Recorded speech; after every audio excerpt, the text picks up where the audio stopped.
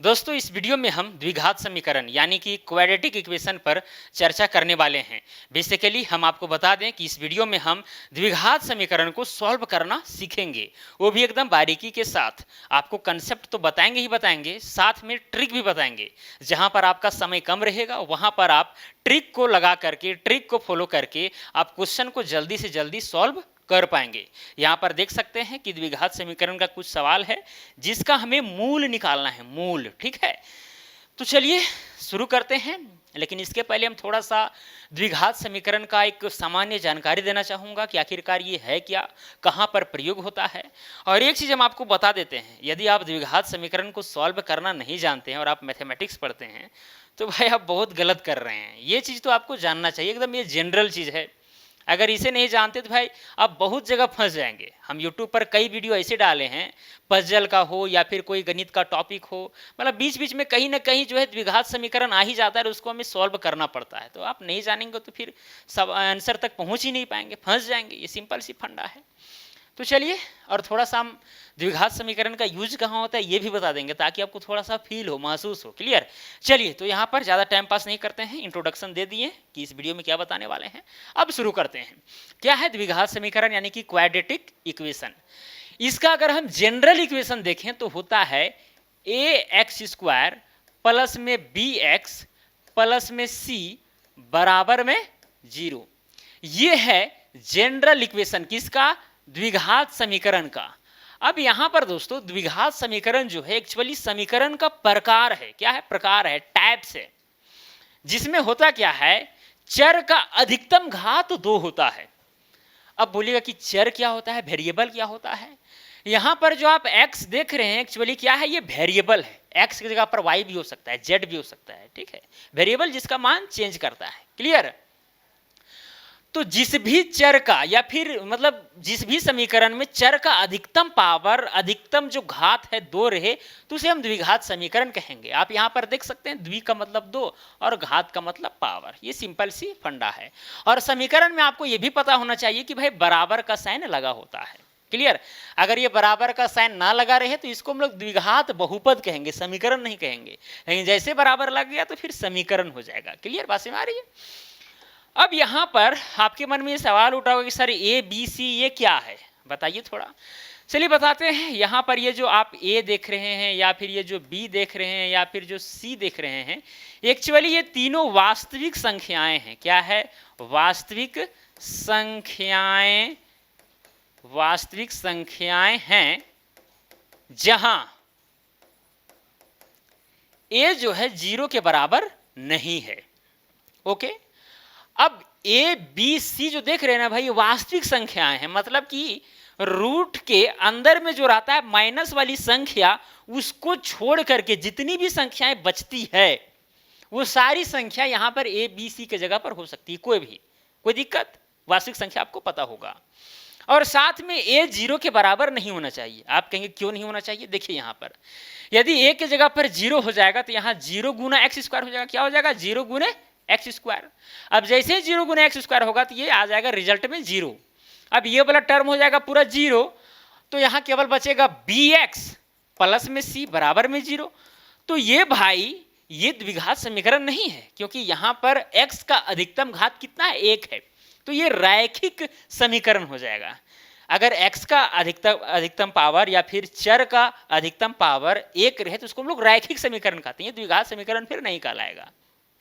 अगर x का power 3 आपको अधिकतम मिल जाए तो फिर वो त्रिघात समीकरण कहलाता है। ओके, तो ये सब चीजें आपको जानना चाहिए। चलिए एग्जाम्पल के द्वारा समझाने का प्रयास करते हैं तो जल्द ही समझ में आपको आ जाएगा। ओके, चलिए सपोज कीजिए यहां एक के जगह पर कोई वास्तविक संख्या है 2। क्या एक वास्तविक संख्या है? तो हो सकता है कि नहीं? फिर हो जाएगा यहाँ पर एक्स स्क्वायर और फिर हो जाएगा प्लस में बी के जगह पर हम मान लेते हैं कि 3 है तो हो जाएगा 3x, और सी की जगह पर हम मान लेते हैं कि कोई वास्तविक संख्या मान के चलिए यहाँ पर 1 है बराबर में 0। तो ये वाला जो है भाई ये कहलाएगा द्विघात समीकरण, क्योंकि इसमें x का अधिकतम पावर कितना है? 2 है। या फिर चर का अधिकतम पावर कितना होता है? 2 होता है। ऐसा नहीं कि x ही हो सकता है, y भी हम लिख सकते हैं, z भी लिख सकते हैं, जो भी रहे। ओके, अब देखिए दोस्तों, अब ऐसा आपको नहीं समझना है कि ये ऐसा ही अगर रहेगा 1 2 3 4 टर्म रहेगा तब ये द्विघात समीकरण बनेगा, ये बात नहीं है। अगर यहाँ पर 2x² प्लस में 4 बराबर में 0 रहे तो भी ये द्विघात समीकरण है। ओके, तो भी ये द्विघात समीकरण है। या फिर यहाँ जो रहे मान के चलिए 5 रहेगा, है कि नहीं, अगर 4 रहेगा तो 2 कॉमन लेके उधर भेज दीजिए तो कुल मिलाकर के x² प्लस में 2 बचता। तो 2x² प्लस में 5, यहाँ पर ये वाला टर्म जो है नहीं है तो कोई दिक्कत नहीं है भाई, x का अधिकतम पावर 2 तो है, तो फिर ये द्विघात समीकरण है। या फिर दोस्तों अगर मान के चलिए x² बराबर में अगर 5 रहे तो ये भी एक द्विघात समीकरण है, क्योंकि यहाँ पर चर का अधिकतम घात कितना है, 2 है। ठीक है, तो ऐसा आपको नहीं समझना है कि द्विघात समीकरण नहीं है, आपको अधिकतम पावर देखना है चर का। क्लियर। अब हम आपसे सवाल करते हैं कि मान के चलिए यहाँ पर है 5x² प्लस में 4x बराबर में 5x² प्लस में 3। अब बताइए द्विघात समीकरण है? आप कहेंगे यस। बोलेंगे यस क्यों? क्योंकि यहाँ पर x का अधिकतम पावर 2 है, लेकिन ये द्विघात समीकरण नहीं है। क्यों नहीं है? देखिए, इधर भी है 5x² प्लस में और इधर भी है 5x² प्लस में, ये दोनों कैंसिल हो जाएंगे। या फिर अब बराबर के उधर ले जाइए तो 5x² माइनस में 5x² हो जाएगा, ऐसे भी कट जाएगा। तो कुल मिलाकर के यहाँ पर बचेगा 4x बराबर में 3। तो बताइए यहाँ पर x का अधिकतम पावर कितना है? 1 है, तो रैखिक समीकरण है, द्विघात समीकरण थोड़ी ना है। तो ये सब चीज़ों पर भी आपको ध्यान देना है कि भाई समीकरण जो यहाँ पर दिया गया है एक्चुअली वो पूरा मतलब क्या बोलते हैं, सिंपलेस्ट फॉर्म में लिखा गया है या फिर नहीं लिखा गया है, ये भी आपको ध्यान देना पड़ता है। क्लियर। चलिए, तो इतना आप जान गए द्विघात समीकरण के विषय में, काफ़ी है। अब थोड़ा सा इसके विषय में आपको महसूस करवाते हैं आखिरकार इसका प्रयोग कहाँ पर होता है, क्योंकि जब तक हम प्रयोग के ऊपर चर्चा नहीं करेंगे तब तक मज़ा नहीं आता है कोई भी टॉपिक को पढ़ने में। हर टॉपिक का अपना अपना मतलब है। देखिए, द्विघात समीकरण का जन्म कैसे हुआ। मान के चलिए कोई आयत है, क्या है, कोई यहाँ पर एक आयत है, रेक्टेंगल है। क्लियर। थोड़ा सा टेढ़ा मेढ़ा बन जाएगा तो उसके लिए कोई दिक्कत नहीं होना चाहिए। और आपसे ये कहा गया है कि भाई इसका जो क्षेत्रफल है ना, इसका क्षेत्रफल वो 20 मीटर स्क्वायर है। कितना है? 20 मीटर स्क्वायर, ये कहा गया है आपसे। और साथ में आपको ये भी कहा गया है कि भाई जो इसका लंबाई है, इस आयत का जो भी लंबाई है, उस लंबाई मतलब वो जो लंबाई है वो चौड़ाई का 2 गुना से 1 ज़्यादा है या 3 ज़्यादा है, इस तरह से लिखा गया है। सपोज कीजिए यहाँ पर बोला गया है कि इसकी लंबाई चौड़ाई से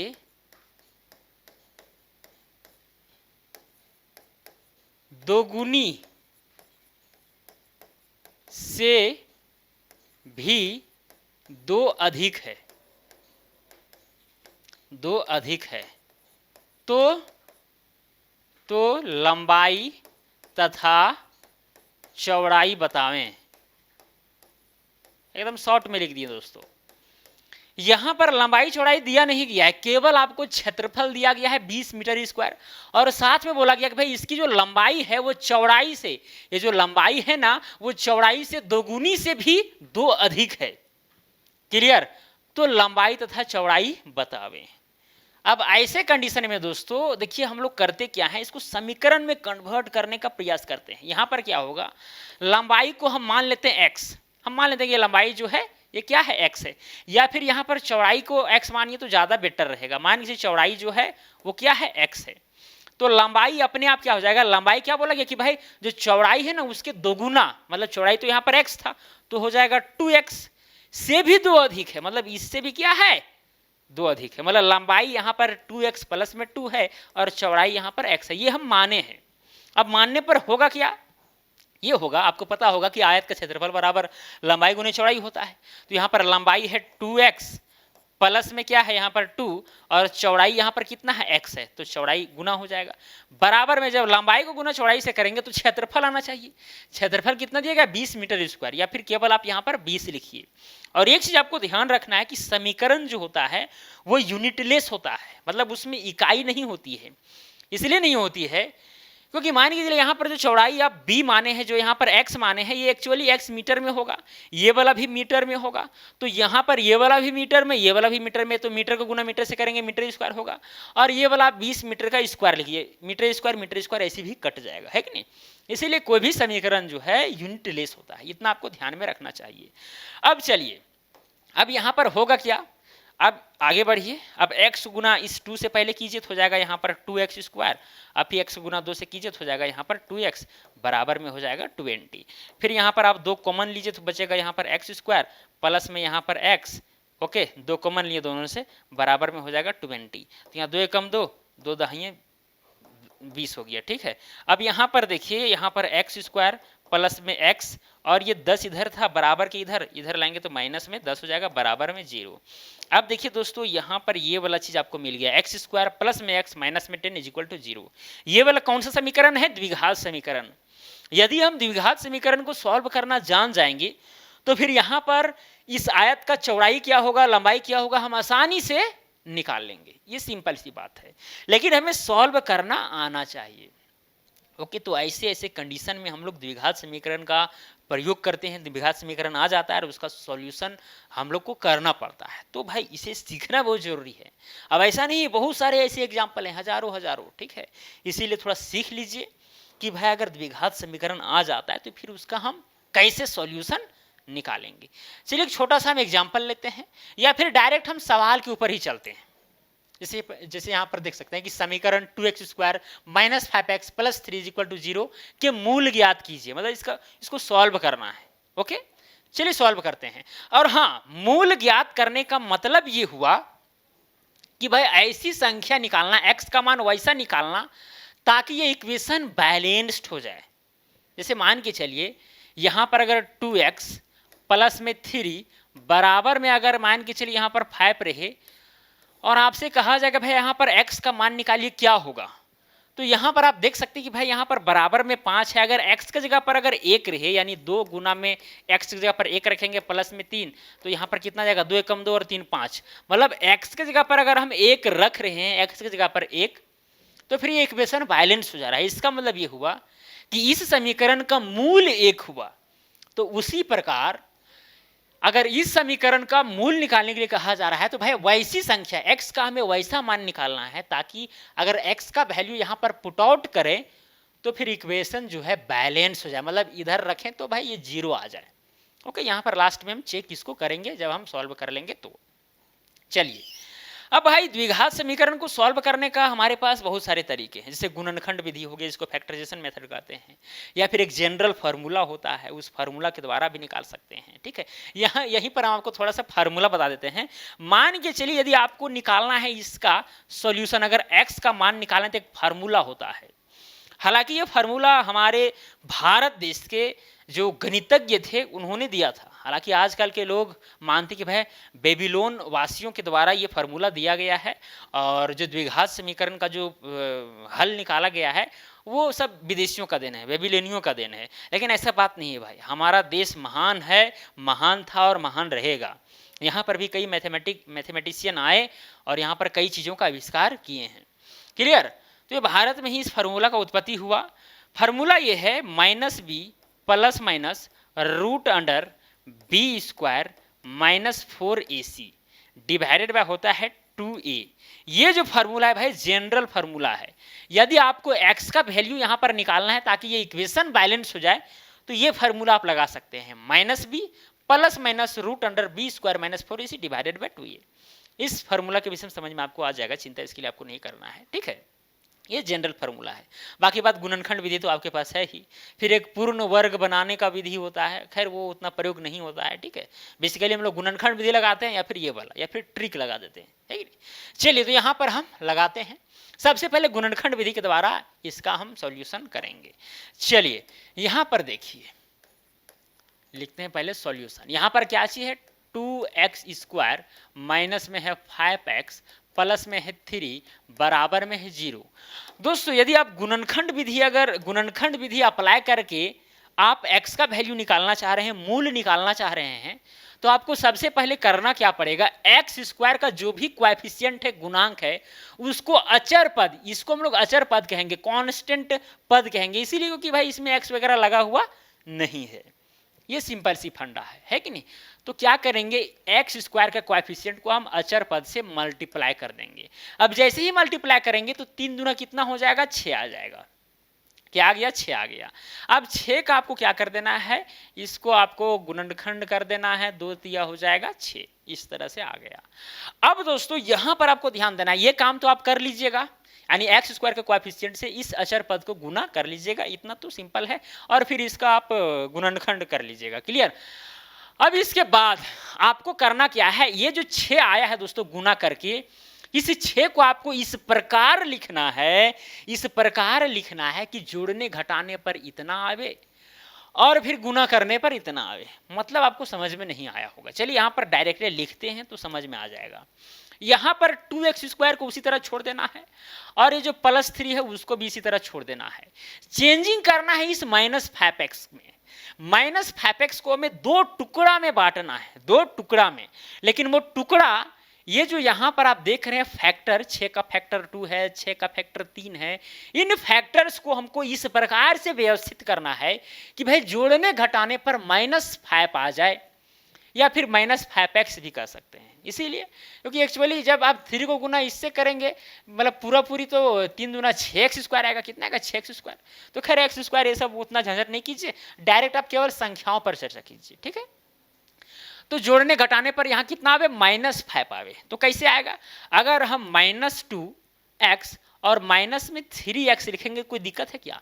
यानी -5x को हम इस तरह से तोड़ दिए, -2x -3x, क्योंकि जब दोनों को जब प्लस करेंगे भाई माइनस माइनस प्लस होता है, तो 2 3 5 हो जाएगा, 5x तो आ ही रहा है। मतलब इस चीज को हम इस तरह से लिख सकते हैं, शुरू वाला उसी के उसी तरह, लास्ट वाला उसी के उसी तरह, चेंजिंग हुआ है बीच में, लेकिन इस प्रकार हुआ है कि भाई जोड़ने घटाने पर इतना ही आना चाहिए, और गुना करने पर, आप गुना करने पर देख सकते हैं 2 तिया 6 ही आ रहा है, ठीक है।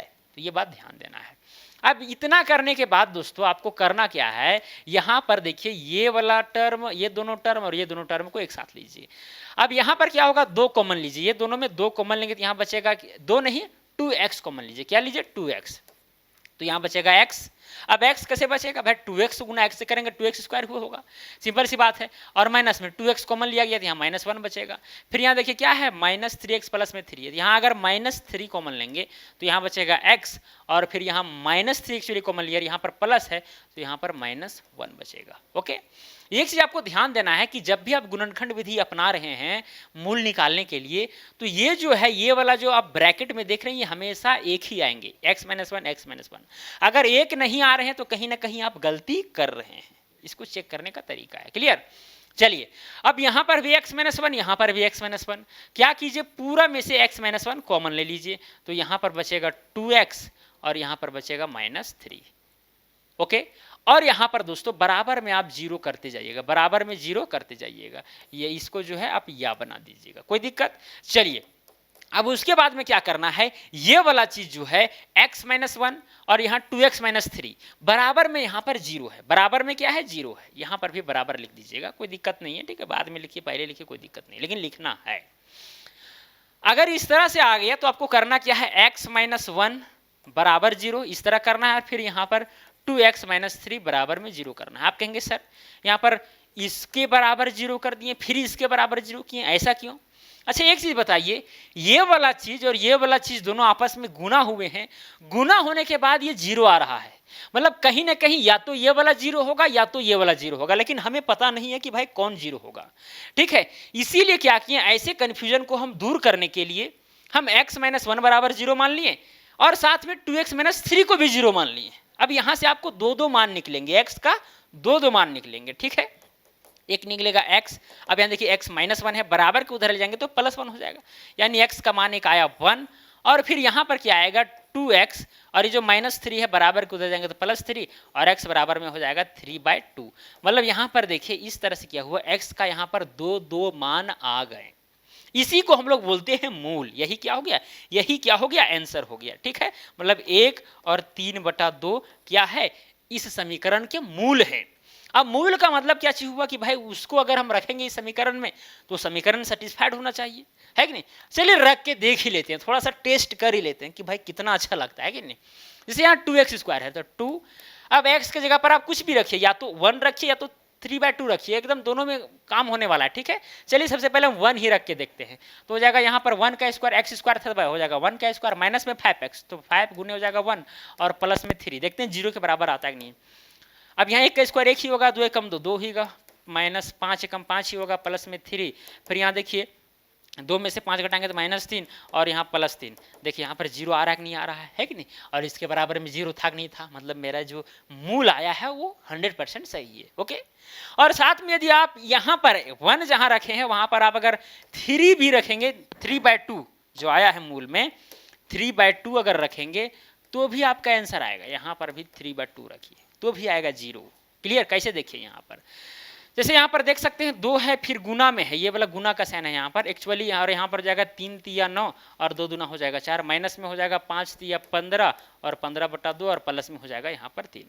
यहाँ 2 दूना 4 और 2 एकम 2 यानी 9/2 आया। ठीक है, तो यहाँ हो गया 9/2, माइनस में हो गया 15/2 और यहाँ हो गया प्लस में 3। अब इसका क्या लीजिए? एलसीएम लीजिए। एलसीएम लेंगे तो यहाँ 2 हो जाएगा, क्या होगा? 2 होगा, फिर यहाँ 9, फिर यहाँ माइनस बचेगा 15 और यहाँ कुछ नहीं है 1 है, 1 2 में 2 हो जाएगा। ठीक है, 1 2 में 2 और 2 तिया कितना हो जाएगा? 6 हो जाएगा। ओके, अब इसको सॉल्व कीजिए आप। यहाँ देखिए प्लस में 9 है और प्लस में 6 है, तो यहाँ 15 हुआ प्लस में और ये माइनस में 15, बराबर में बटा में कितना है? 2 है, 15 में से 15 गया तो 0, 0 बटा में तो बराबर में 0। देखिए 0 आया कि नहीं आया? बिल्कुल आया है कि नहीं। तो जो भी आपको यहाँ पर मान निकलेंगे भाई, अगर दोनों मान को आप रखिएगा तो ये 100% है कि उस समीकरण जो है सेटिस्फाइड हो जाएगा। कोई दिक्कत? तो इस तरह से आप करके देख सकते हैं। क्लियर? कोई दिक्कत? और एक चीज आपको ये भी थोड़ा सा नोट कर लेना चाहिए कि अगर x का पावर 2 है तो इस समीकरण का 2 मान निकलेगा, x का 2 मान निकलेगा। अगर x का पावर 3 रहता तो x का 3 मान निकलता, x का पावर 4 रहेगा तो x का 4 मान निकलेगा। अगर x का पावर 1 ही रहेगा केवल, यानी कि रैखिक समीकरण रहेगा, तो फिर वहां पर 1 ही मान निकलेगा। तो ये हुआ भाई गुणनखंड विधि द्वारा हल। अब हम लोग जो फार्मूला आपको बताएं उस फार्मूला के द्वारा भी देखते हैं कि भाई फार्मूला में कितना पावर है। हम फार्मूला बताए थे कि x बराबर होता है, या फिर थोड़ा सा हम इस समीकरण को ही पहले लिख लेते हैं। क्या चीज है? 2x² माइनस में है 5x प्लस में है 3। फार्मूला होता है दोस्तों x बराबर में -b plus minus root under b² minus में 4ac डिवाइडेड बाय क्या चीज होता है? 2a। अब देखिए यहाँ दोस्तों, अब a b c क्या है ये तो आपको पता ही है। यहाँ पर जैसे b का बात किया गया है तो भाई -5 है, x का कोएफिशिएंट को हम लोग b बोलेंगे, ये वाला जो अचर पद है इसको c बोलेंगे, और x² के कोएफिशिएंट को हम लोग a कहेंगे। तो यहाँ पर -b है और x का कोएफिशिएंट यहाँ पर -5 है। ऐसा नहीं कि केवल 5 है, माइनस लगा हुआ है तो माइनस लेंगे, प्लस रहेगा तो प्लस लेंगे। हालांकि +5 तो बोलेंगे नहीं, इसीलिए हम लोग उस जगह पर 5 ही बोलते हैं, लेकिन अगर माइनस है तो माइनस लेना पड़ेगा। यहाँ पर -5 है और यहाँ पर -b है तो माइनस माइनस हो जाएगा प्लस, यानी कुल मिलाकर के यहाँ पर बचेगा 5। फिर हो जाएगा plus minus root under b², b की जगह पर -5 है तो जाएगा -5 का स्क्वायर और माइनस में 4ac तो जाएगा 4। फिर हो जाएगा a की जगह पर कितना है? 2 और c की जगह पर कितना है दोस्तों? c की जगह पर 3 है तो 3 हो जाएगा। ओके, चलिए, और डिवाइडेड बाय 2a, 2 और इनटू में a की जगह पर यहाँ 2 है तो 2 हो जाएगा। फिर यहाँ पर देखिए 5 प्लस माइनस रूट अंडर हो जाएगा, -5 का आप करेंगे स्क्वायर तो हो जाएगा यहाँ पर 25, और फिर देखिए 4 दूना 8, 8 तिया 24, यहाँ हो गया 24। डिवाइडेड बाय कितना हो गया दोस्तों? 2 दूना 4। ओके, फिर यहाँ आ गया 5 प्लस माइनस रूट अंडर, यहाँ पर 25 में से 24 जाएगा तो बचेगा 1, डिवाइडेड बाय क्या चीज हो जाएगा? 4 हो जाएगा। अब यहाँ देखिए 5 प्लस माइनस रूट 1 का वैल्यू यहाँ पर 1 होता है, डिवाइडेड बाय कितना हो जाएगा? 4 हो जाएगा। अब यहाँ पर 2 चीजें आएंगी, 2 वैल्यू आपको पता है कि भाई x का मान यहाँ पर 2 आएगा, इसीलिए प्लस माइनस यहाँ पर लिखा जा रहा है। मतलब इस चीज को यहाँ पर 2 तरीका से आपको लिखना है। एक तो तरीका ये हुआ कि 5 + 1 लीजिए, 5 + 1 डिवाइडेड बाय यहाँ पर 4।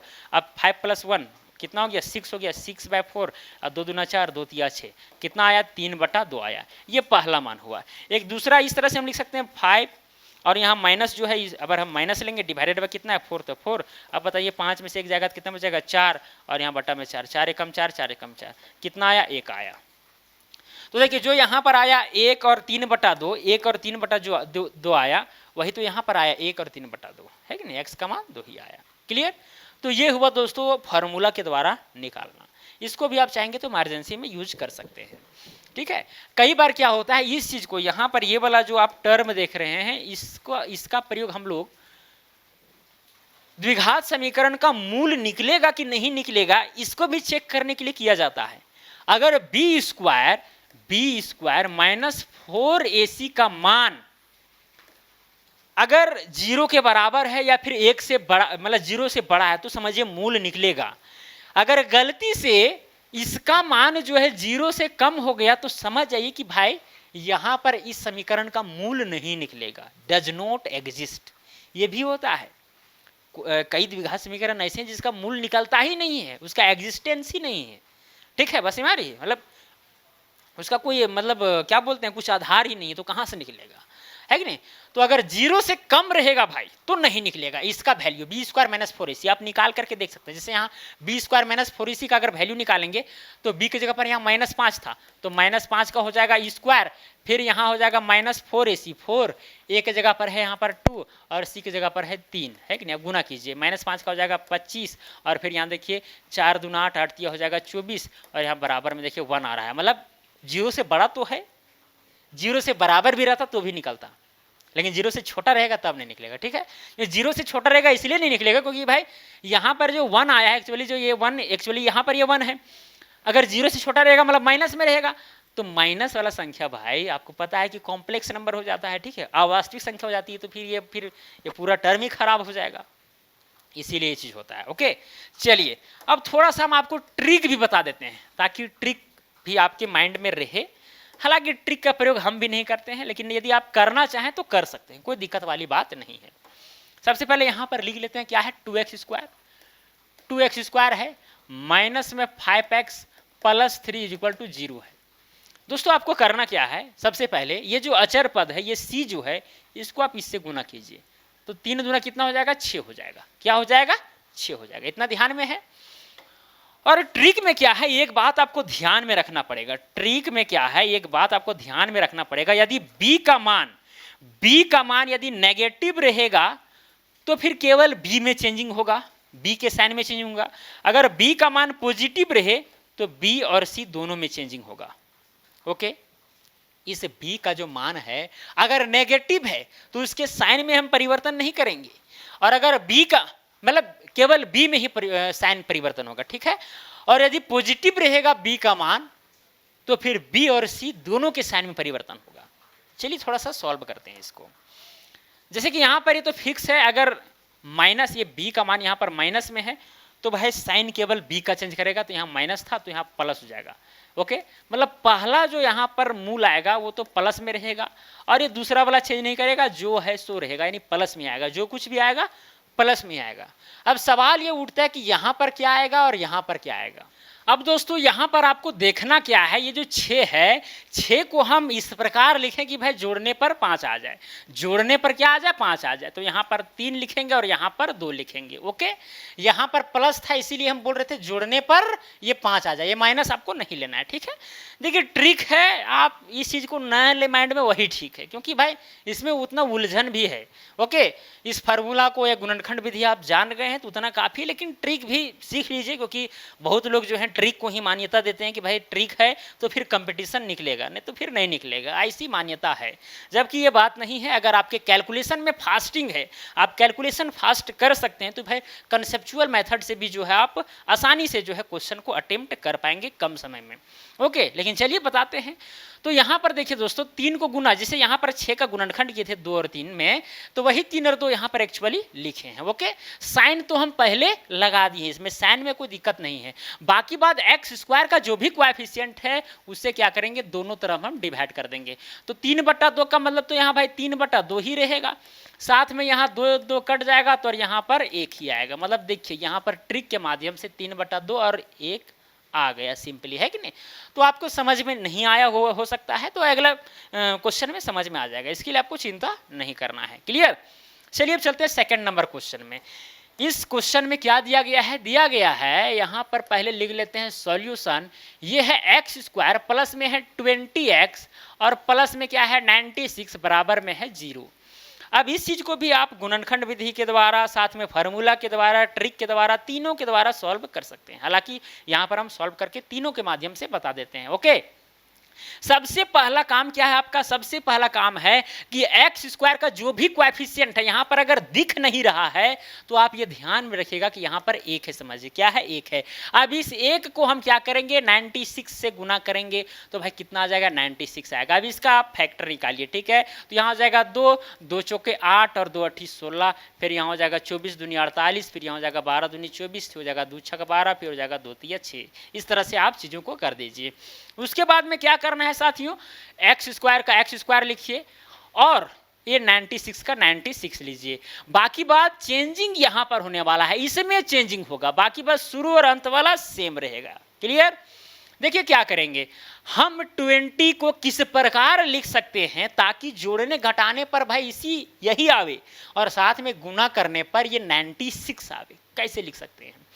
अब यहीं पर आपको हेरा फेरी करके देखना है कि भाई हम किस तरह से लिखें। जैसे आप करेंगे 3 दूना 6, 6 दूनी 12, फिर मान के चलिए 12 दूनी 24, 24 दूनी 48, 48 दूनी 96, इस तरह से कर रहे हैं। ओके, तो आपको दो भागों में लिखना है और जोड़ने पर 20 आना चाहिए। आप देख सकते हैं 3 दूना 6 और 6 दूनी 12, इस तीनों संख्याओं को हम एक तरफ लेते हैं और ये तीनों को हम एक तरफ लेते हैं तो हो जाएगा 2 दूना 4, 4 दूनी 8 हो जाएगा और 2 दूना 4, 4 तिया 12। अब 12 और 8 को अगर हम जोड़ेंगे तो 20 आएगा और साथ में 12 और 8 को गुना करेंगे तो 96 आएगा। तो इस तरह करके चीज़ों को आपको यहाँ पर मैनेज करना पड़ता है। ओके, यानी कि 20x को हम लिख सकते हैं 8x प्लस में 12x। ओके, यहां तक अगर आपका मामला आ गया तो भाई यहां पर दो दो टर्म को आप एक साथ लीजिए। यहां पर क्या हो जाएगा? x हो जाएगा कॉमन, तो यहां बचेगा x प्लस में x, यहां कॉमन गया तो यहां बचेगा 8।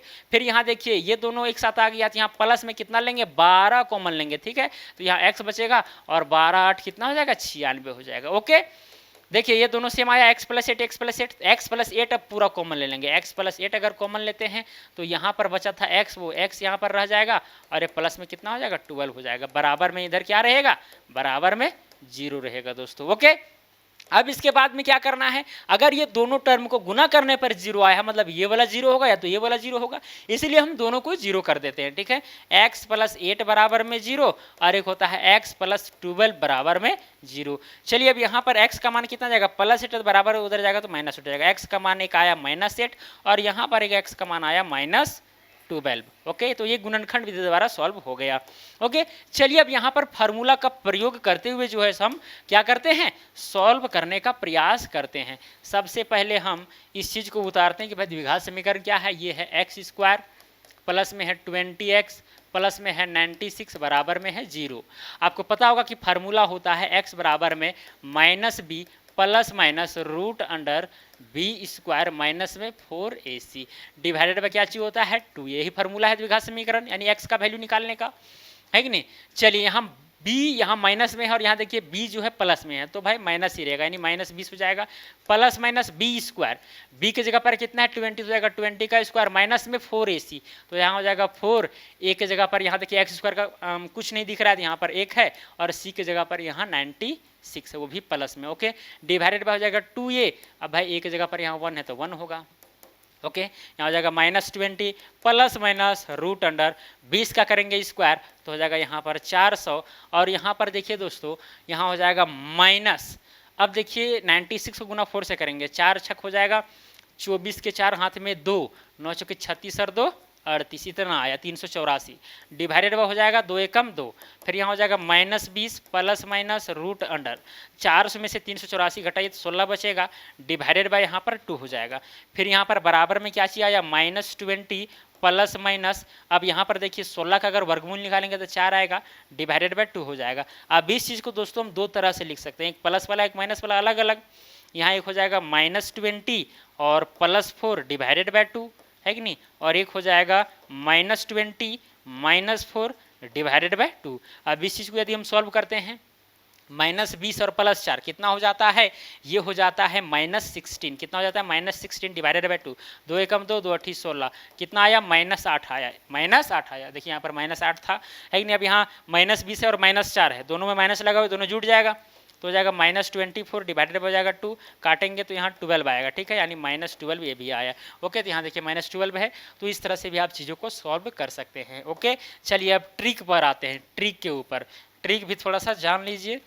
यहाँ क्या चीज़ है? X square x square plus में क्या है 20x प्लस में क्या है 96 बराबर में 0 है। सबसे पहले आपको बता दी कि भाई इसको जो है आप एक्स स्क्वायर के कोएफिशिएंट से गुना कीजिए, नहीं है जब तो 96 का 96 ही होगा, है कि नहीं। अब क्या करना है 96 का आपको गुणनखंड करना है और इस तरह से करना है कि भाई जोड़ने पर इतना आवे।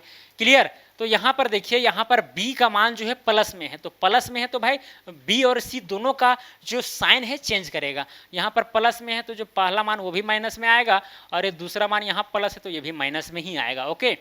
अब दोस्तों यहाँ 96 को हम क्या लिख सकते हैं, ये लिख सकते हैं 12 12 और 8 नहीं लिख सकते हैं, ताकि 12 8 96 हो जाएगा और साथ में 12 और 8 जोड़ने पर 12 8 को जोड़ने पर 20 आएगा। तो यहाँ पर देखिए डायरेक्टली जो है ट्रिक के माध्यम से -12 और -8 आंसर आ गया। कोई दिक्कत यहाँ तक दोस्तों।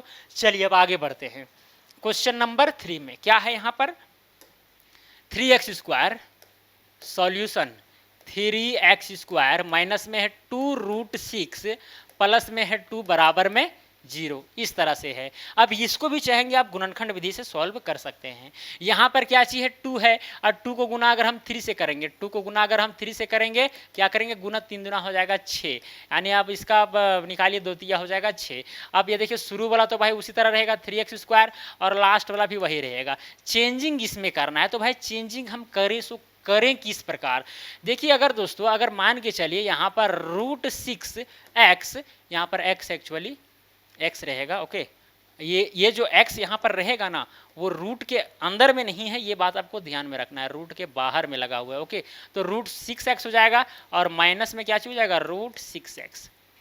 अगर √6x ये दोनों को आप गुना कीजिए, √6x और √6x तो 6 ही आएगा। अब बाकी बात -√6x और -√6 2√6 आएगा, है कि नहीं। तो इस तरह से इस चीज को हम इस तरह से क्या कर सकते हैं, गुणनखंड कर सकते हैं, तोड़ सकते हैं। ओके। बराबर में यहाँ क्या है 0 है। अब यहाँ दोस्तों क्या कीजिए, हम यहाँ पर क्या लेंगे √3x लेंगे कॉमन, तो यहाँ बचेगा √3, उसके बाद में एक x बचेगा, माइनस में यहाँ बचेगा √2। आप कहेंगे सर ये क्या लिख रहे हैं, कुछ समझ में नहीं आ रहा है रे भाई। √3x को आप यहाँ पर √3x से अगर गुना करते हैं तो कितना आएगा, 3 आएगा। सिंपल सी फंडा है, √3 को गुना √3 से करेंगे तो 3 आएगा, √3 को गुना अगर √2 से करेंगे तो √6 आएगा, है कि नहीं। तो मतलब इस तरह से हम गुणनखंड कर सकते हैं। ये सिंपल सी बात है, समझ में आ रहा होगा, कोई बड़ी बात नहीं है, गुणनखंड वाली बात है। ओके।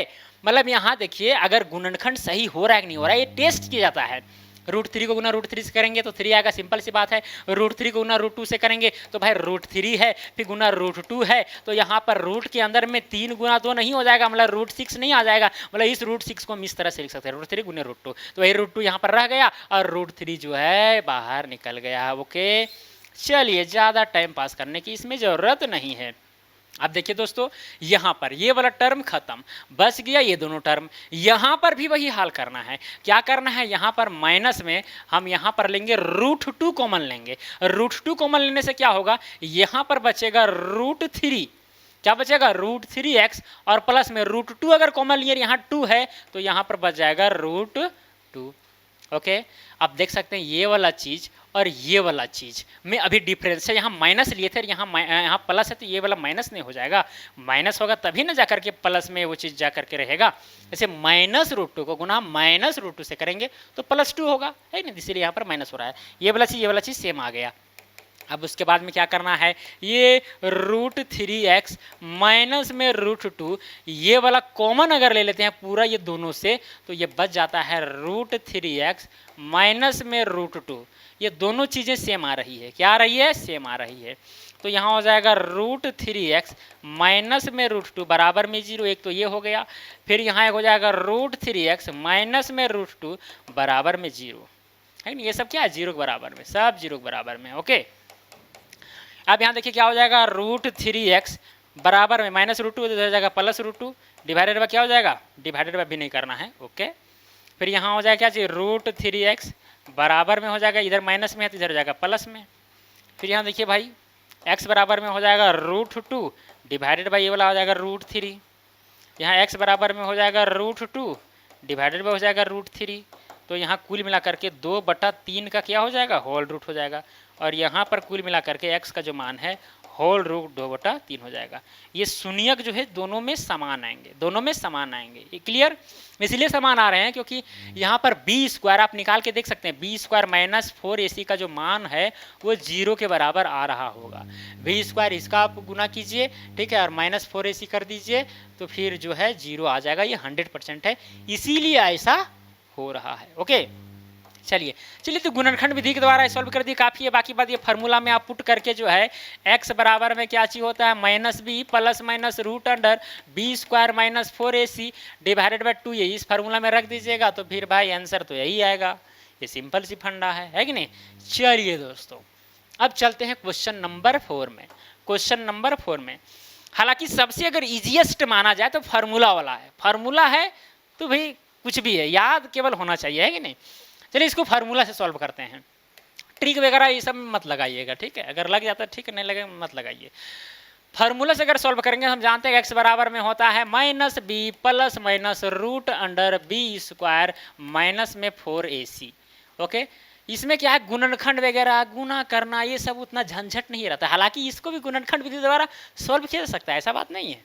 डिवाइडेड बाय हो जाएगा 2a माइनस बी, यहाँ देखिए माइनस x है, मतलब यहाँ पर -1 होगा कुल मिलाकर के, तो माइनस बी पहले तो माइनस माइनस हो जाएगा प्लस, यानी 1 बचेगा, प्लस में हो जाएगा रूट अंडर बी स्क्वायर, यहाँ -1 है तो जाएगा यहाँ -1 का स्क्वायर, माइनस में 4, ए के जगह पर कितना है 2 और सी के जगह पर कितना है 1/8। ओके ओके ओके, 2 गुना में ए की जगह पर कितना हो जाएगा 2 हो जाएगा, फिर हो जाएगा 1 प्लस माइनस रूट अंडर हो जाएगा -1 का करेंगे स्क्वायर तो हो जाएगा 1 का स्क्वायर, फिर हो जाएगा ये हो जाएगा 2 एकम 2 और 2 चौके 8, ये 4 4 कट गया, है कि नहीं। तो यहाँ 1 का स्क्वायर, मतलब कुल मिला करके 1 ही लिखिए, इसको जो है आप 1 ही लिखिए, क्या दिक्कत है उतना माथा पेची करने का। -1 का स्क्वायर करने का तो 1 ही होगा, फिर यहाँ हो जाएगा माइनस, फिर माइनस में भी यहाँ 1 होगा, इसलिए होगा। क्यों होगा भाई, पता है क्यों होगा, बताइए। इसलिए होगा कि भाई काटे छाटे यहाँ 1 ही ना आया है। डिवाइडेड में क्या चीज़ हो जाएगा 2 दूना 4 हो जाएगा। ओके, अब यहाँ पर देखिए 1 प्लस माइनस रूट अंडर 0 बचता है, रूट अंडर 0 बचता है, 0 नहीं लिखिए कोई दिक्कत नहीं है, 0 लिखने से क्या फ़ायदा है। डिवाइडेड बाय 4, अब यहीं पर हमको पता चल गया कि भाई इसका जो मूल है वो 1/4 होगा, मतलब x का जो मान होगा वो 1/4 ही होगा, क्योंकि भाई 1 में आप जोड़िए रूट 0 या फिर घटाइए रूट 0 तो 1 ही आएगा, तो 1/4 मतलब 1 ही इसका मूल होने वाला है। ओके, बाकी बात कर लीजिएगा अपने से। अब चलते हैं क्वेश्चन नंबर 5 में। यहाँ पर क्या है, सॉल्यूशन x माइनस में 1/x बराबर में 3 है। सबसे पहला बात दोस्तों आपको करना क्या है, यहाँ पर एलसीएम लेना। ये द्विघात समीकरण में भी दिख नहीं रहा है लेकिन है एक्चुअली। अगर यहाँ पर लेते हैं मान के चलिए एलसीएम, तो यहाँ x आएगा। अब यहाँ पर एक से भागा देंगे इसको, x आएगा, x गुना x से करेंगे तो x स्क्वायर हो गया, माइनस में x 1 हुआ 1 आएगा, बराबर में हो जाएगा यहाँ पर 3, तो जाएगा यहाँ पर x स्क्वायर माइनस में 1 बराबर में x जो इधर डिवाइड में बराबर को दे जाएगा 3x हो जाएगा, तो यहाँ हो जाएगा x स्क्वायर, 3x को भी इधर लाई तो हो जाएगा -3x माइनस में 1 बराबर में 0। ये द्विघात समीकरण आपको मिल गया। अब इस द्विघात समीकरण को सॉल्व करने का तरीका आपके पास 2 है, या तो गुणनखंड विधि या फिर आपके पास क्या है, या फिर है आपके पास वो सूत्र वाला, या फिर है ट्रिक, तीनों में से जो आपको यूज करना है। तो दोस्तों आपको करना क्या है, गुणनखंड विधि से या फिर सूत्र से या जिससे भी आपको ये वाला सॉल्व करना है। क्या करना है, सॉल्व करना है और कमेंट में जवाब देना है। ओके, जहाँ तक हम समझाने का प्रयास किए आपको समझ में आ गया होगा। अगर नहीं आया है, किसी चीज़ में आपको दिक्कत हुई है तो कमेंट आप कर सकते हैं, उसका जवाब हम देने के लिए रेडी हैं। क्लियर। चलिए दोस्तों, अब यहाँ पर अगर स्क्रीनशॉट लेना चाहते हैं तो ले सकते हैं। यहाँ पर ये देखिए 6ठा नंबर, ये देखिए यहाँ पर 5वां नंबर सवाल, ये हो गया 4था नंबर, 3रा नंबर हो गया, 2रा नंबर हो गया, पहला नंबर हो गया, ये हो गया। ओके, हम सब में जो है सब मेथड नहीं लगाए, बस 2 क्वेश्चन में आपको सारा मेथड उपयोग करते हुए किए, तो इस तरह से आपको समझना चाहिए, है कि नहीं, कोई बड़ी बात नहीं है। तो चलिए दोस्तों आज के लिए इतना ही, अब मिलेंगे अगला वीडियो में। जय हिंद, वंदे मातरम।